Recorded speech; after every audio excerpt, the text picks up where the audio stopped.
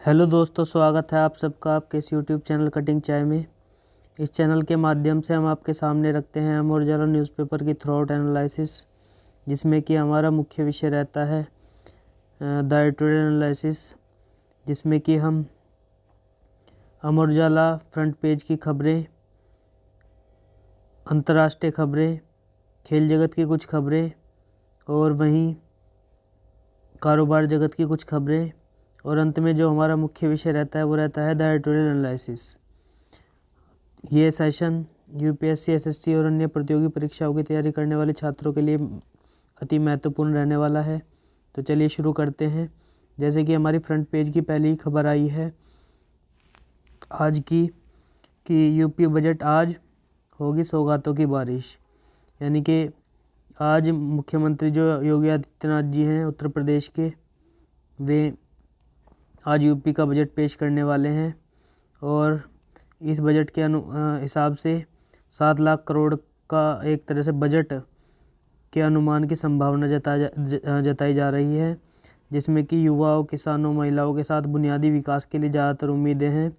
वहीं एक्सप्रेसवे विस्तार, शिक्षा, एयरपोर्ट, बालिका शिक्षा व रोजगार पर फोकस की उम्मीद जताई जा रही है। और इसमें लिंक एक्सप्रेसवे के निर्माण को भी रफ्तार मिलने की एक तरह से उम्मीद जताई जा रही है। और पिछले बजट की कई योजनाएं अभी फाइलों में ही बंद हैं, तो उन पर भी एक तरह से रोशनी डाली गई है, जिसमें कि संपूर्ण परिवार सर्वेक्षण योजना शुरू नहीं हुई है अभी तक। टैबलेट और स्मार्टफोन 1500 करोड़ का बजट जिसके लिए एक तरह से जो कि जारी किया गया था, वो अभी तक वो टेंडर की जो प्रक्रिया है वो अभी तक चल रही है। दूसरी होली आ गई, मुफ्त गैस सिलेंडर मिलेगा या नहीं अभी तक पता नहीं है। और पीडब्ल्यूडी नए कार्यों का मात्र 30% बजट ही जारी हुआ है।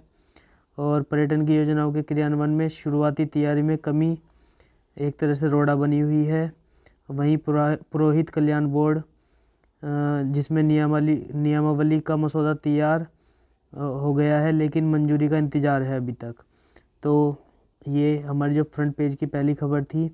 इसके बाद जो हमारी दूसरी फ्रंट पेज की खबर आ रही है वो है देश के बाहर और भीतर की सियासी ताकतों ने मिलाया हाथ।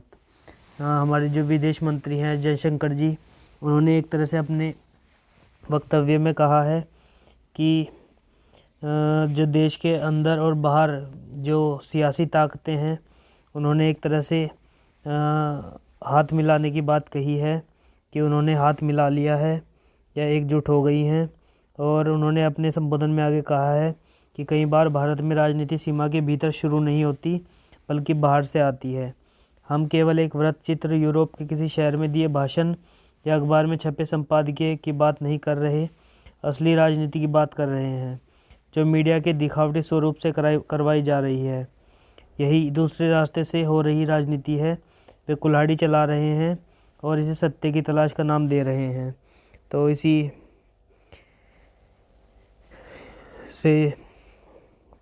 तरह फ्रंट पेज से जुड़ी हुई हमारी जो नेक्स्ट खबर है वो है कल से 8 दिन तक ट्रेनों का जो संचालन है वो प्रभावित रहने वाला है। और ये मैं आपको बता दूं, दिल्ली से गाज़ियाबाद और मेरठ सहारनपुर ये सेक्शन जो है ये एक तरह से 11 ट्रेनों का संचालन प्रभावित रहेगा।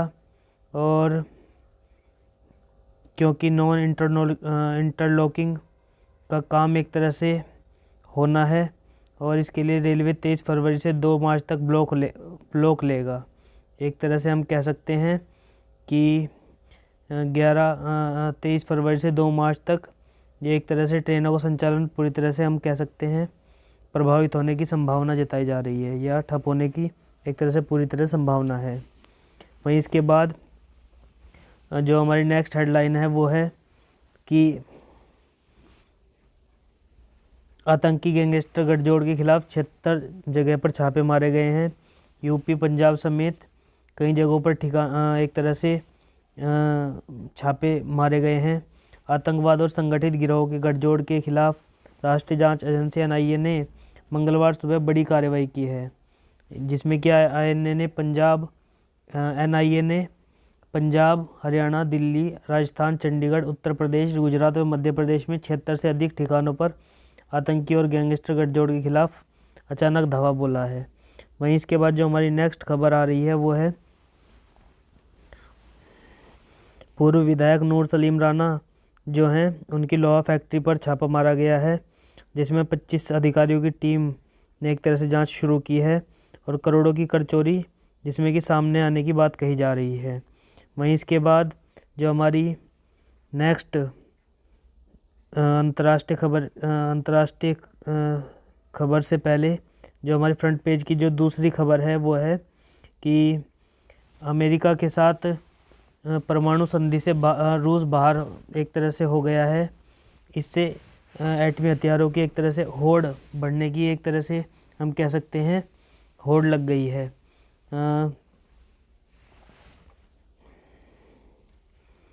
इसके लिए मैं आपको बता दूं कि दुनिया के लिए रूस यूक्रेन के भयावह परिणाम सामने आने लगे हैं और मंगलवार को रूसी राष्ट्रपति व्लादिमीर पुतिन ने परमाणु हथियारों पर नियंत्रण के लिए अमेरिका के साथ हुए न्यू स्टार्ट समझौते को निलंबित करने का ऐलान कर दिया है।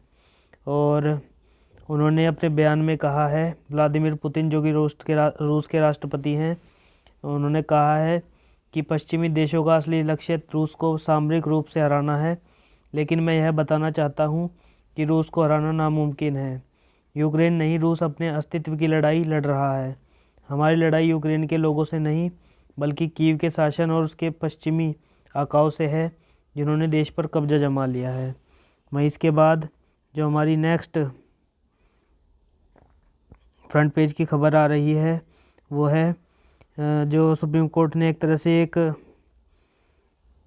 याचिका को खारिज कर दिया है। याचिका किस प्रकार की है मैं आपको बता दूं। याचिका थी कि पुश्तैनी और गैर पुश्तैनी जो भूमि अधिग्रहण होता है उसमें जो मुआवजे की जिसमें बात होती है, तो मुआवजा पुश्तैनी और गैर पुश्तैनी जो भूमि है उसके लिए सरकार ने सुप्रीम कोर्ट ने कहा है कि उसके लिए अलग अलग मुआवजा नहीं दिया जाएगा, बल्कि पुश्तैनी और गैर पुश्तैनी भूमि के लिए अधिग्रहण के लिए बराबर बराबर मुआवजे का देने का एक तरह से सुप्रीम कोर्ट ने कहा है। वहीं इसके बाद जो हमारी नेक्स्ट खबर आती है अंतर्राष्ट्रीय खबर की तरफ से। अंतर्राष्ट्रीय खबर में पाकिस्तान और जो अफ़गानिस्तान की सीमा है पर एक तरह से झड़पें हुई हैं, जिसमें कि तोरखम क्षेत्र में गोलीबारी की घटना सामने आई है, जिसमें कि मैं आपको बता दूं अफ़गानिस्तान और पाकिस्तान के बीच तोरखम सीमा रेखा के बंद कर देने के बाद ये घटना सामने आई है। दोनों देशों में गोलीबारी और झड़प की खबर है। और तोलो न्यूज़ ने बताया कि तालिबान द्वारा मुख्य व्यापारिक सीमा को बंद करने के बाद सीमा रक्षकों के बीच पिछले कई घंटों से फायरिंग जारी है और सीमा चौकी पर जिसमें कि हज़ारों ट्रक फंसे होने की बात कही जा रही है। वहीं इसके बाद अंतर्राष्ट्रीय हेडलाइन में जो हमारी नेक्स्ट खबर आ रही है वो है पाकिस्तान में जो एक हिंदू तीर्थ है जिसे पंच तीर्थ भी कहा जाता है को पाकिस्तान में एक तरह से गोदाम बना दिया गया है और ये मंदिर जो है पाकिस्तान में जर्जर जो की अवस्था में है और एक तरह से इसे गोदाम का रूप दे दिया गया है। हम देख भी सकते हैं कि किस तरह से मंदिर पर एक तरह से गोदाम के गेट एक तरह से एक रूप लगाया गया है। गेट का रूप भी हम जिसमें देख सकते हैं। वहीं इसके बाद हमारी जो नेक्स्ट खबर आती है वो है खेल जगत की तरफ से। खेल जगत में हमारी जो शुरुआती खबर है वो है कि लद्दाख ने विश्व कीर्तिमान स्थापित किया है, जिसमें कि बर्फ़ से ज़मीन पर एक तरह से हम कह सकते हैं कि जो बर्फ़ जमी होती है उस पर एक हाफ मैराथन कराई गई थी, जिसमें कि लद्दाख ने विश्व कीर्तिमान स्थापित किया है और सर्वाधिक ऊंचाई का एक तरह से रिकॉर्ड हासिल किया गया है, जिसमें कि 13,862 फुट पर पेंगोंग झील में 0 से कम डिग्री तापमान में पहली बार 21 किलोमीटर की रेस हुई है और जिसमें कि जो चेयरमैन लेह विकास परिषद के हैं ताशी गयाल थॉमसन उन्होंने बहुत बहुत बधाई देते हुए कहा है कि हमने विश्व कीर्तिमान बना लिया। प्रधानमंत्री मोदी के सीमावर्ती क्षेत्र में उन्नत गांवों के अभियान से हम प्रेरित हुए हैं। वहीं इसके बाद जो हमारी नेक्स्ट हेडलाइन आ रही है वो है होलकर टेस्ट से 4 साल बाद दोबारा से भारत एक तरह से ऑस्ट्रेलिया के साथ जो जिसमें कि ऑस्ट्रेलिया के साथ भारत की पहली पारी रहने वाली है और 4 साल बाद ऑस्ट्रेलिया के साथ यह पारी खेली जाएगी, जिसमें कि हम कह सकते हैं भारत और ऑस्ट्रेलिया के बीच 4 मैचों की टेस्ट श्रृंखला का तीसरा मुकाबला 1 मार्च से यहां होलकर स्टेडियम में खेला जाएगा।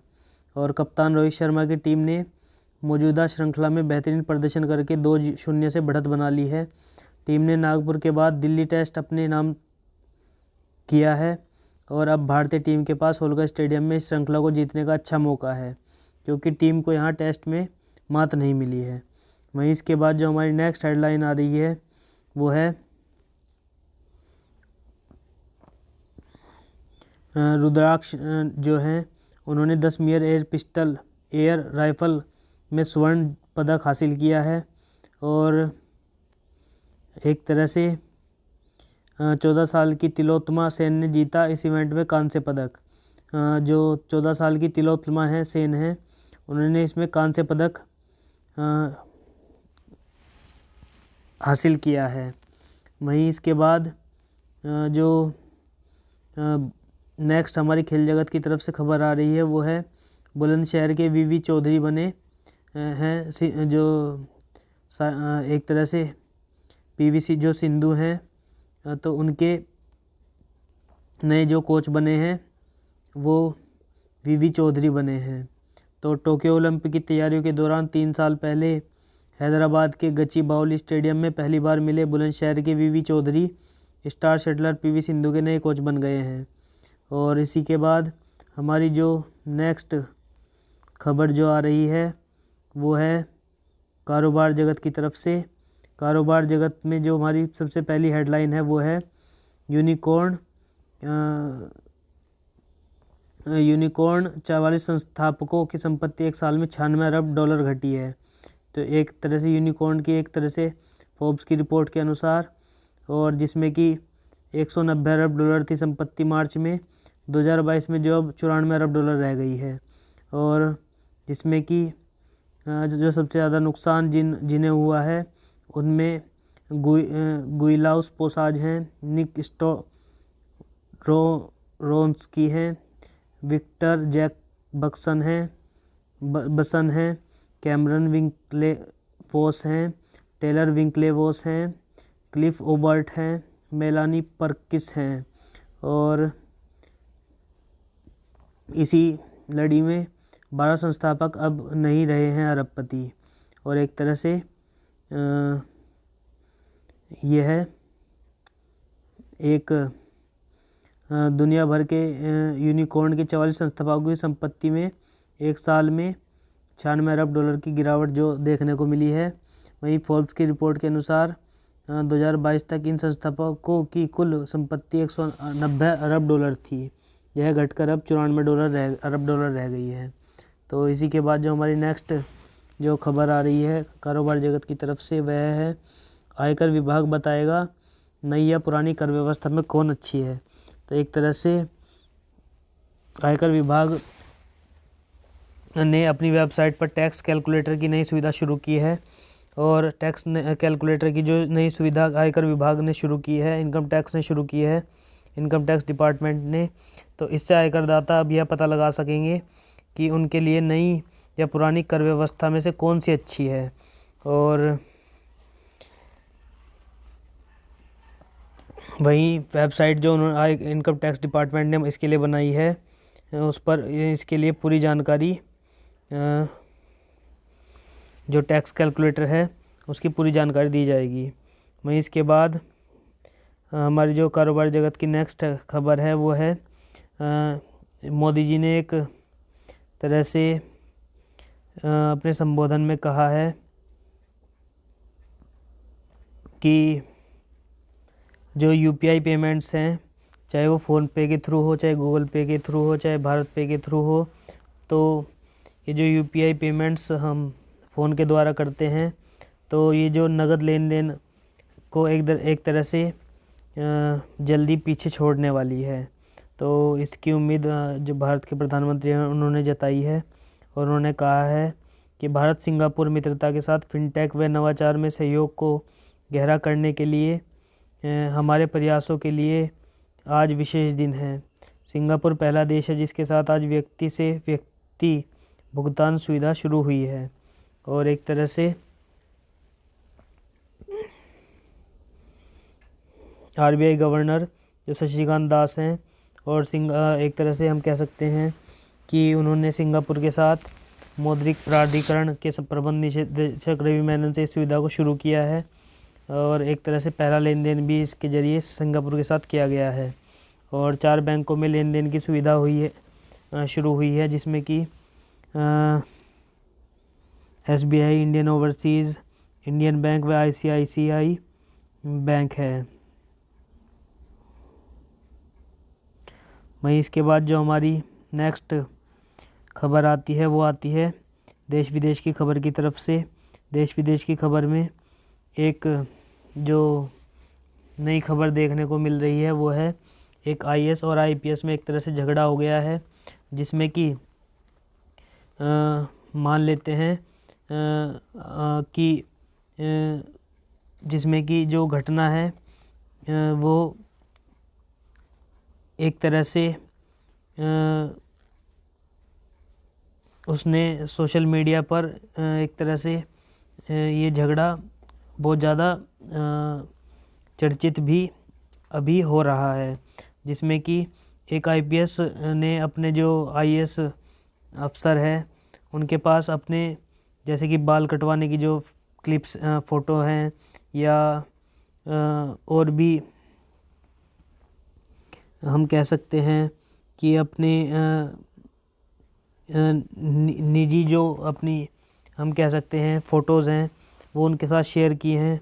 मैं इस बारे में कहना चाहता हूँ कि मान लीजिए ये तो एक निजी रिश्ता भी हो सकता है, क्योंकि अधिकारी के साथ अपनी बातें शेयर कर सकता है, फ़ोटो शेयर कर सकता है, लेकिन इसी के चलते जो डी रूपा मोदगिल हैं जो कि आईएएस अफसर हैं, उन्होंने इसे गंभीरता से लिया है, और उन्होंने गंभीरता से लेते हुए कहा है कि यह एक तरह से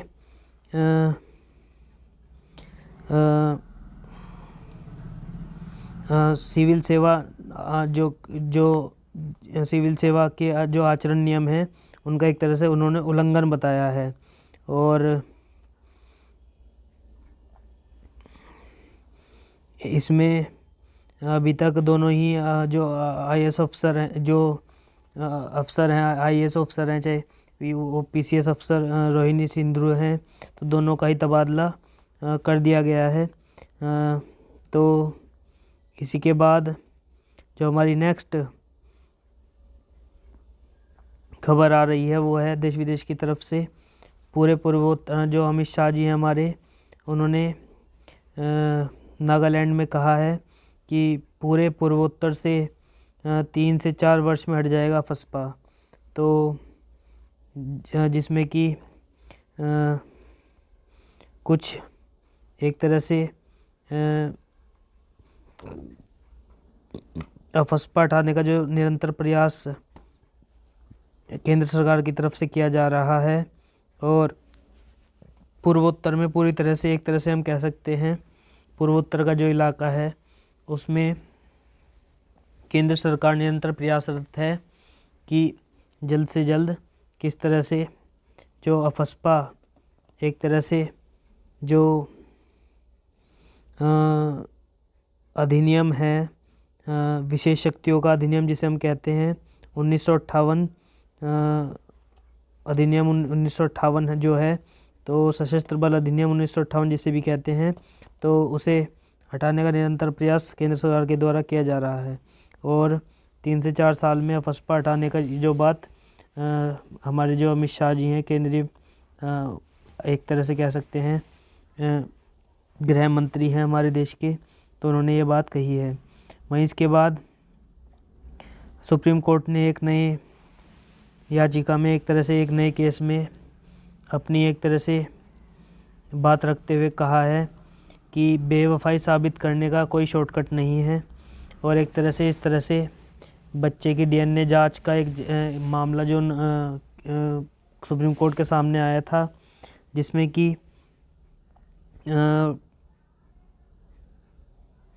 नियमित रूप से एक तरह से हम कह सकते हैं कि अगर माता पिता की संतान कोई बच्चा नहीं है तो निरंतर ऐसी घटनाएं सामने आ रही थी कि डीएनए टेस्ट करा लेने की मांग एकदम से पेरेंट्स की तरफ से रखी जाती है, या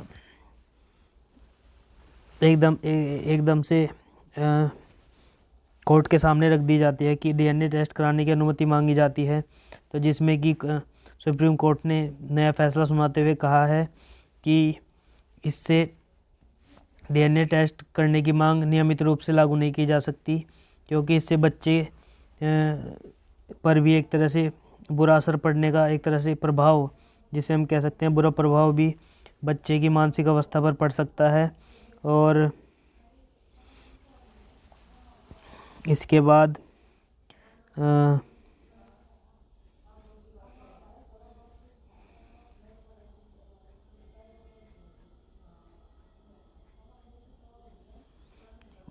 बाद जो हमारी नेक्स्ट हेडलाइन जो आ रही है वो है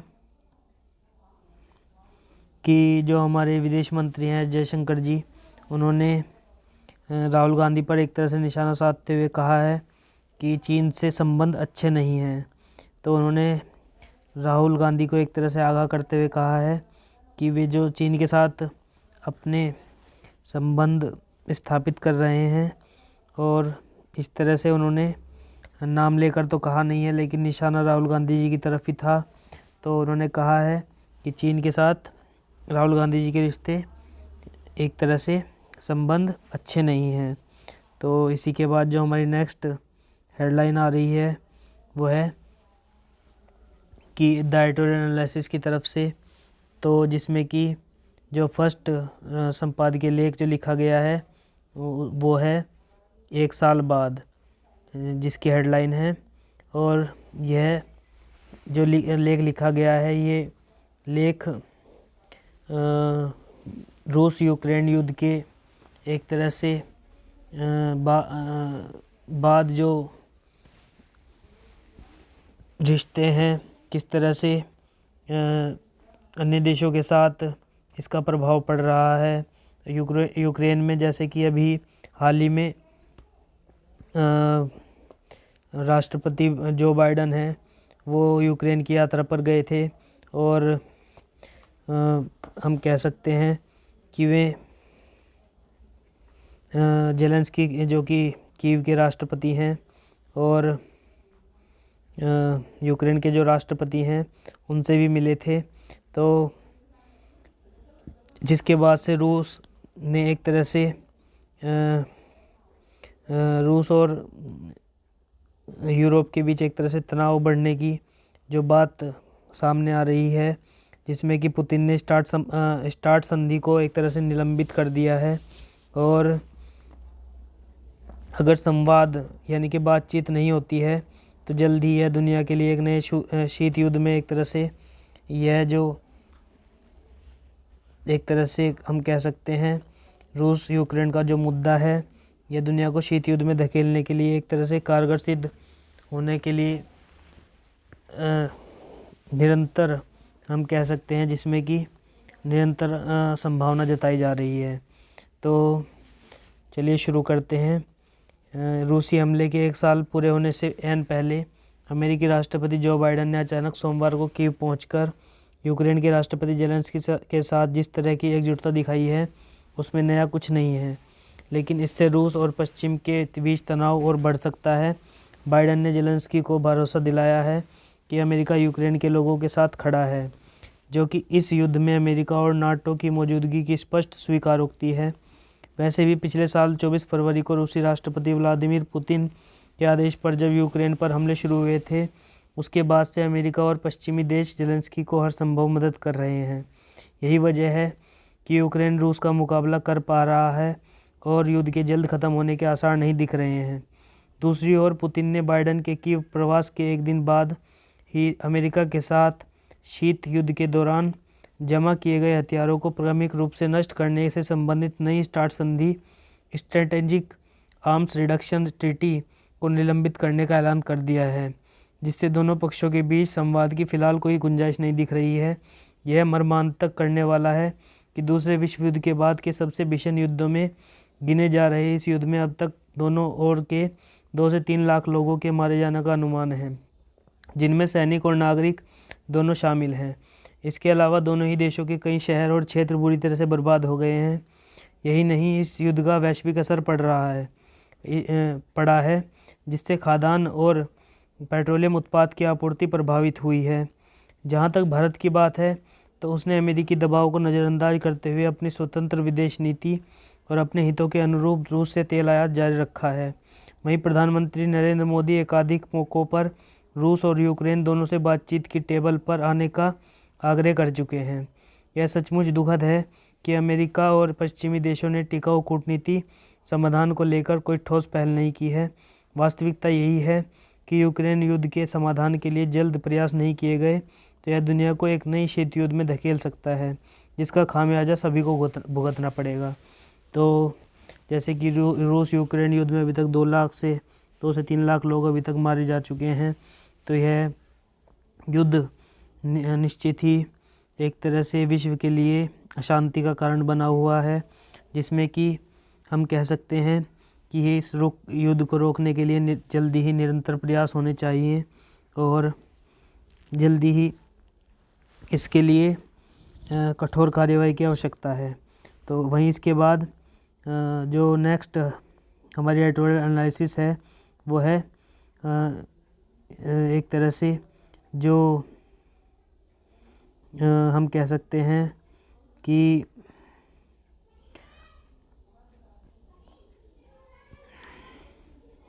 एक धार्मिक आयोजन जो जमीयत उलेमा ए हिंद के दिल्ली के रामलीला मैदान में 3 दिन का जलसा जो एक तरह से आयोजित हुआ है, उसे एक तरह से भटका हुआ माना जा रहा है, जिसमें कि हम कह सकते हैं कि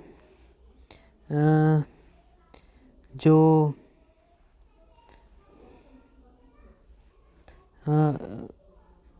एक जो जमीयत उलेमा हिंद के जो एक तरह से नेता हैं मौलाना अरशद मदनी ने अल्लाह और ओम को एक बता दिया है। तो इसी के ऊपर एक तरह से विवाद जो खड़ा हो गया है। तो यह बहुत महत्वपूर्ण एक तरह से एडिटोरियल एनालिसिस बन जाती है, जिसका जो शीर्षक है ईश्वर अल्लाह तेरो नाम। तो गांधी जी और बाबा साहब अम्बेडकर के महती प्रयासों के बावजूद आज भी मंदिर में प्रवेश पर अनुसूचित जाति वाले हिंसा का शिकार हो जाते हैं। आस्थाओं का कोई गणितीय फॉर्मूला नहीं हुआ करता। राष्ट्रीय चिंतन और नागरिक समस्याओं के समाधान का पथ तो संविधान प्रशस्त करता है। तो इसी तरह से ये जो प्रदीप कुमार जो वरिष्ठ पत्रकार हैं, उन्होंने ये लेख लिखा है। उन्होंने यह लेख लिखते हुए कहा है कि भारत विभाजन का विरोध करने और हिंदू मुसलमान एक कौम के सिद्धांत पर दृढ़ता के चलने के लिए मशहूर मुसलमानों के संगठन जमीयत उलेमा हिंद का दिल्ली के रामलीला मैदान में 3 दिन का जलसा एजेंडा एक तरह से भटक गया है और जिसका मकसद था धार्मिक सद्भावना, लेकिन छिड़ गया उसमें विवाद और 2 गुटों में बटी एक तरह से जमीयत के एक गुट के नेता मौलाना अरशद मदनी ने अल्लाह और ओम को एक बता दिया है। वहीं अखबारी रिपोर्टों के मुताबिक उन्होंने कहा, हम अल्लाह कहते हैं, आप ईश्वर कहते हैं। फ़ारसी बोलने वाले खुदा कहते हैं और अंग्रेज़ी बोलने वाले गॉड कहते हैं।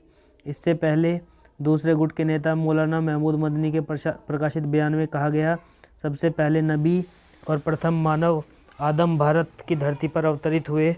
यह धरती इस्लाम का जन्म स्थान और मुसलमानों की पहली मातृभूमि है।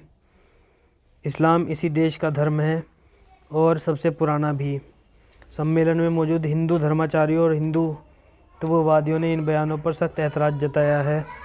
और वहीं जैन धर्मगुरु जो लोकेश मुनि हैं वे मंच से उतर भी आए हैं। और विश्व हिंदू परिषद के प्रवक्ता ने कहा है कि यह सद्भावना सम्मेलन था या जमीयत की जहरीली जमात का जमावड़ा, और यह इस देश में नहीं चलेगा। हिंदू सेना और यूनाइटेड हिंदू नामक संगठन विरोध प्रदर्शनों पर उतर आए हैं। वहीं राष्ट्रीय स्वयंसेवक संघ से जुड़े मुस्लिम राष्ट्रीय मंच ने सर संचालक मोहन भागवत को उद्धृत किया है। इस देश के सभी लोगों का जो डीएनए है वो एक है। हमारा राष्ट्र पूर्वज और परंपराएं एक हैं। राष्ट्र सर्वोपरि है। अल्लाह और ओम को एक बताने पर हिंदुत्ववादियों ने आपत्ति की तो बरेलवी मसलक ने भी इससे मिलती जुलती बात कह डाली। भारत और पाकिस्तान के ज़्यादातर मुसलमान जिस बरेलवी मसलक के अनुयायी बताए जाते हैं उसी के दरगाह आला हजरत के मीडिया प्रभारी नासिर कुरैशी ने मुफ्ती मोहम्मद सलीम बरेलवी का वक्तव्य जारी किया है और अल्लाह को सिर्फ उन्हीं नामों से पुकार सकते हैं जिनका विवरण कुरान और हदीस में हो या इमामों ने उल्लेख किया हो। दारुल उलूम देवबंद के फतवा विभाग को कार्रवाई करनी चाहिए। बरेलवी मसलक के हस्तक्षेप की पृष्ठभूमि है। बरेलवियों और देवबंदियों में पुरानी लाग डांट है। दोनों एक दूसरे के खिलाफ कठोर भाषा का इस्तेमाल करते रहे हैं, यहाँ तक कि लंबे अरसे तक उन्होंने एक दूसरे को सच्चा मुसलमान भी नहीं माना है। बरेलवी मसलक पर सूफी मत का प्रभाव रहा है। वे दरगाहों में जाने को गलत नहीं मानते। देवबंदी इससे इत्तेफाक नहीं रखते हैं। हिंदू मुस्लिम संबंधों पर भी अतीत में दोनों संगठनों में बुनियादी मतभेद रहे हैं। अहमद रजा खान बरेलवी ने असहयोग आंदोलन में मुसलमानों की शिरकत के खिलाफ फतवा जारी किया था, लेकिन इधर कुछ अरसे से कड़वाहट दूर करने की कोशिशें होती रही हैं। विवाद अरशद और महमूद दोनों मौलानाओं की बातों पर इसलिए हुआ कि वे अपने सबसे मशहूर पुरखे मौलाना हुसैन अहमद मदनी के हवाले से कथन ठीक से नहीं पेश कर पाए। 7 साल तक अंग्रेज़ों की जेल में रहे मौलाना ने अल्लाह और ओम एक है, इस्लाम सबसे पुराना मजहब है जैसे पचड़ों में पढ़ने के बजाय अपनी पुस्तिका मुत्ताहिद द कौमियत और इस्लाम में राष्ट्र के भावी शासन की रूपरेखा प्रस्तुत की। इतिहासकार बरबारा डी मेटकाफ लिखती हैं, विविधतापूर्ण धार्मिक पृष्ठभूमियों वाले समाज में उन्होंने सेक्युलर सरकार का इस्लामी औचित्य स्थापित किया है। उन्होंने इकबाल के इस मत का प्रतिवाद किया कि कौम और मिल्लत एक ही है।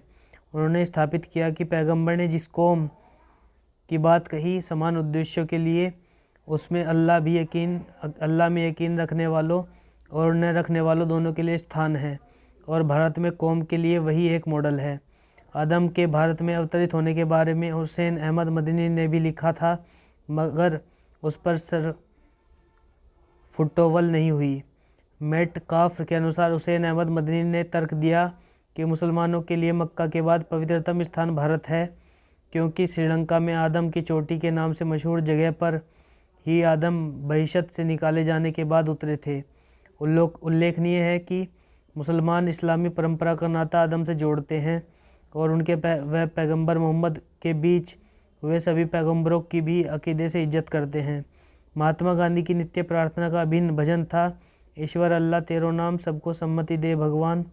इसके पीछे संकीर्ण धार्मिकता से दूर समस्त मानव जाति के कल्याण की भावना थी।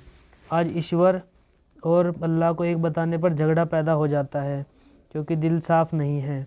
विभाजक दीवारें खड़ी करने के लिए अनेक मुद्दे हैं। हदीसों का कोई एक सर्वमान्य संकलन नहीं है।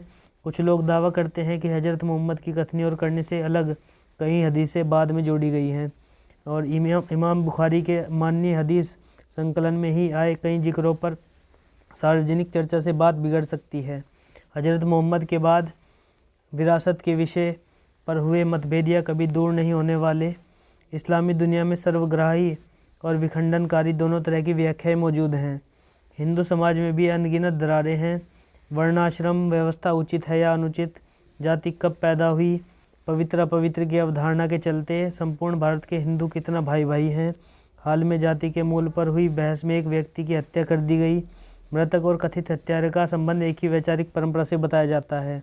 गांधी जी और बाबा साहब अम्बेडकर के महती प्रयासों के बावजूद आज भी मंदिर में प्रवेश पर अनुसूचित जाति वाले हिंसा का शिकार हो जाते हैं।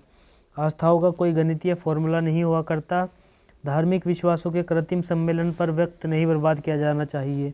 मानव जाति का इतिहास साक्षी है कि यह नामुमकिन बना रहेगा।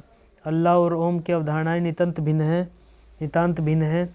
सहमति इस कथन पर भी नहीं हो सकती कि हिंदू मुसलमान के पूर्वज एक हैं या उनका डीएनए एक है। कानून और संविधान से परे हो जाने पर ही ये आख्यान उत्पन्न होते हैं। राष्ट्रीय चिंतन और नागरिक समस्याओं के समाधान का पथ तो संविधान प्रशस्त करता है। वहीं जो ये एडिटोरियल एनालिसिस ईश्वर अल्लाह तेरो नाम ये मैंने आपके सामने रखी, तो यह निश्चित ही एक तरह से आपके लिए अति महत्वपूर्ण सिद्ध होगी। वहीं इसके बाद जो हम अंत में आपके सामने एक जो छोटी सी कहानी अमर उजाला की तरफ से रखते हैं, वो है कि कन्नौज की एक तरह से एक विधवा ब्राह्मणी थी और अत्यंत गरीब होने के बावजूद उसके जो 5 पुत्र थे, उसने गरीब ब्राह्मणी ने अपने 5 पुत्रों को अच्छी शिक्षा दिलाई। और अच्छी शिक्षा दिलाने के बाद हम कह सकते हैं कि अपने सूत काटने के एक तरह से जो काम है, उसके द्वारा उन्होंने उस ब्राह्मणी ने अपने पुत्रों का पालन पोषण किया और कभी किसी के सामने हाथ नहीं फैलाया। एक धार्मिक सेठ ने ब्राह्मणी के बारे में सुना था, तो वह उनसे विनम्रता से बोला, क्या मैं आपकी सहायता करके सोम को धन्य कर सकता हूँ? ब्राह्मणी ने उत्तर दिया, सेठ जी, मैं दरिद्र बिल्कुल भी नहीं हूँ। मेरे पास तो 5 अमूल्य रत्न हैं, परंतु आपकी सहानुभूति के लिए कृतज्ञ हूँ। सेठ जी ने कहा, कृपया अपने अमूल्य रत्न मुझे दिखाइए, मैं शायद उनका सही मूल्य बता सकूँ। ब्राह्मणी बोली, ये रत्न बेचने खरीदने वाले नहीं हैं। उसने अपने पुत्रों को आवाज़ लगाई। 5 पुत्र घर से निकले और उन्होंने माँ तथा सेठ जी के चरण स्पर्श किए। ब्राह्मणी सेठ जी को संबोधित करते हुए बोली, ये मेरे 5 रत्न हैं। सेठ जी बोले, आपके इन अनूठे मात्र भक्त संस्कारी 5 रत्नों के होते हुए आपको दरिद्र समझना मेरी भूल थी। जिसकी संतान ऐसी आज्ञाकारी, संस्कारी तथा योग्य हो, उससे बड़ा धनवान और कोई नहीं हो सकता। तो इस छोटी सी कहानी के बाद मैं आपसे विदा लेता हूँ। तो निरंतर बने रहिए हमारे साथ अमर उजाला की इस थ्रू आउट एनालिसिस में, और जो कि यूपीएससी, एसएससी और अन्य प्रतियोगी परीक्षाओं की या तैयारी करने वाले छात्रों के लिए अति महत्वपूर्ण सिद्ध होती है। तो विदा लेते हुए मैं आपसे यही कहूँगा कि बने रहिए हमारे साथ कटिंग चाय में, और निरंतर अमर उजाला की जो थ्रू आउट एनालिसिस हम आपके सामने रखते हैं, उसका लाभ उठाते रहिए। धन्यवाद।